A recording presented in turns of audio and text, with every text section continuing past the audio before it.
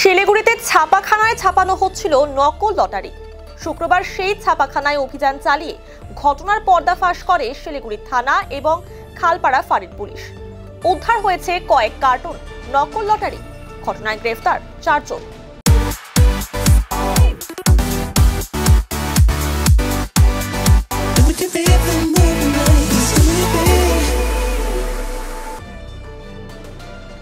ধৃতদের নাম সৌরভ জয়সওয়াল, গৌরাঙ্গ মণ্ডল, প্রবল দাস এবং মুকেশ কুমার গুপ্তা।